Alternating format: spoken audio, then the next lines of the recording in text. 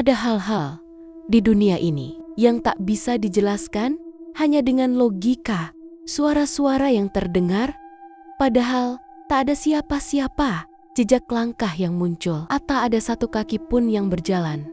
Di balik cerita rakyat, di antara baris laporan, kepolisian, tersembunyi kisah-kisah nyata yang terlalu mengerikan untuk dianggap kebetulan. Malam ini,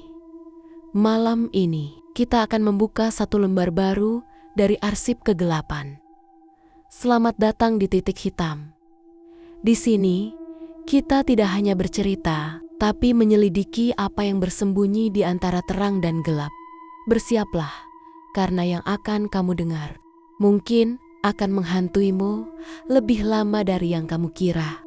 Pada malam yang bersalju, Februari tahun 1959, 9 pendaki muda berjalan masuk ke dalam pegunungan Ural di Rusia. Mereka tidak pernah kembali. Yang ditemukan hanyalah tenda yang tercabik dari dalam, tubuh-tubuh yang berserakan, dan teka-teki yang bahkan ilmu pengetahuan modern pun belum mampu pecahkan. Apa yang sebenarnya terjadi di Dyatlov Pass, dan kenapa hingga kini setiap jawaban yang muncul justru menimbulkan pertanyaan yang lebih mengerikan? 9 mahasiswa dari Institut Politeknik Ural berangkat mendaki Gunung Otorten, dipimpin oleh Igor Dyatlov. Mereka semua pendaki berpengalaman, muda, cerdas, dan idealis. Perjalanan mereka harusnya jadi ekspedisi yang bisa ditulis di jurnal kampus. Namun, tanggal 1 Februari tahun 1959, mereka mendirikan tenda di lereng Gunung Holat-Shachel. Artinya dalam bahasa suku Mansi, Gunung Kematian. Saat tim pencari datang 2 minggu kemudian, mereka menemukan tenda para pendaki terbelah dari dalam. Beberapa jasad ditemukan tanpa pakaian, di tengah salju minus 30 derajat Celcius. Lebih mengejutkan lagi, beberapa dari mereka memiliki tulang rusuk patah, tengkorak retak, dan lidah yang hilang. Tidak ada tanda-tanda perkelahian, tidak ada jejak orang asing, tidak ada jejak hewan buas. Teori resmi Soviet, hipotermia akibat badai salju. Tapi banyak penyelidik menyebut luka-lukanya terlalu ekstrim untuk dijelaskan oleh alam. Teori populer lainnya, uji coba senjata, rahasia pemerintah Soviet, serangan makhluk misterius, fenomena suara infra yang menyebabkan panik massal, kontak dengan entitas tak dikenal. Bahkan dokumen awal penyelidikan sempat diklasifikasikan oleh pemerintah. Pada tahun 2019, pemerintah Rusia membuka kembali investigasi.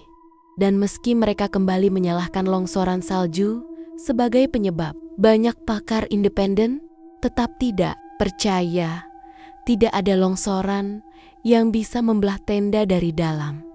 Tidak ada longsoran yang bisa membuat seseorang lari tanpa pakaian ke dalam salju dan memecahkan tulangnya tanpa luka luar. Dan yang paling misterius, kamera mereka masih menyala. Salah satu foto terakhir menampilkan cahaya aneh di langit malam. Kadang, jawaban bukan tidak ada, tapi memang disembunyikan. Cerita tentang 9 pendaki yang mati membeku. Ini adalah pengingat bahwa di antara salju dan keheningan ada sesuatu yang lebih dingin dari kematian, yaitu kebenaran yang tak akan pernah terungkap sepenuhnya.